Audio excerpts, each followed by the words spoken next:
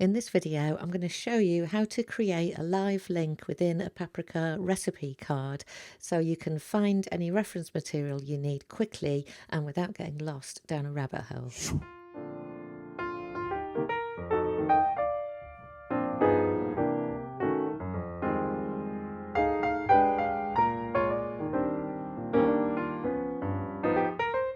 Okay, so here we are on Paprika 3 on the iPad, so let's get this open.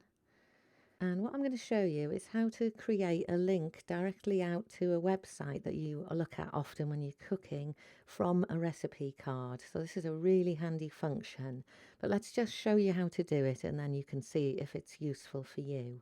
So I'm going to bring up one of my recipes to start. So let's bring up minestrone soup. So you can see I've got loads of recipes for minestrone soup. I love it.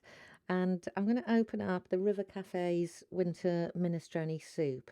And often when I'm cooking a minestrone, I might have a look at a recipe like this, but then I'm often adapting it. So this particular recipe suggests using canned cannellini beans, but for me, I'm often using dried beans because they're much better value.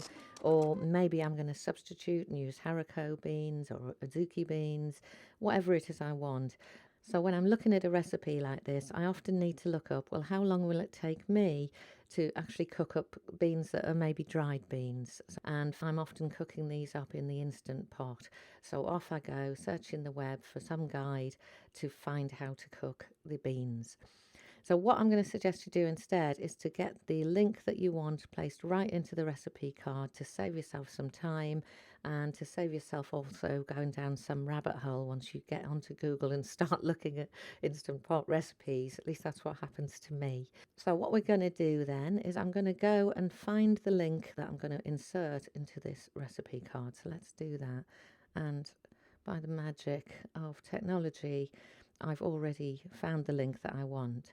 So on the InstantPot UK website, there's a really nice chart with dried beans and lentils on here, showing dry cooking times and soaked cooking times. So a really good guide to how to use the Instant Pot to use pulses and lentils legumes. So what I'm going to do is to copy this link from the web browser, and then I'll go back to Paprika. So I'll click the edit button in the top right, and I'm going to insert the link in the description section here. You could also, if you prefer, put it in the notes section. I like it in the description section because it's up front and I can see that I've got the link there very quickly when I open the recipe. And Paprika uses a markdown or a form of markdown for this so that we can write the name of the recipe in words and then we can have the link behind it. So to start, we're going to decide, what do I want to call this recipe link? So I'll start opening with a square bracket and we will call it link to Instant Pot Guide to Cooking Beans. Beans. And then we'll close the square brackets on that, and that's the text that's going to be showing. And then we're going to insert the actual link itself in ordinary brackets and paste in that web link that we just collected. And there's the web link. Close the ordinary brackets there, and then in the top right, save that recipe again.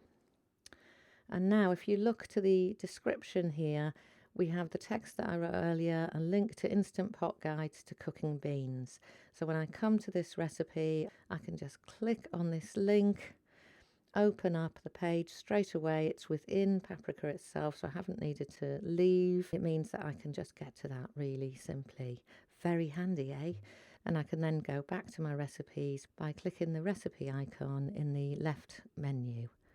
Click that, we're back here, we can cook up our beans, carry on with the recipe as usual.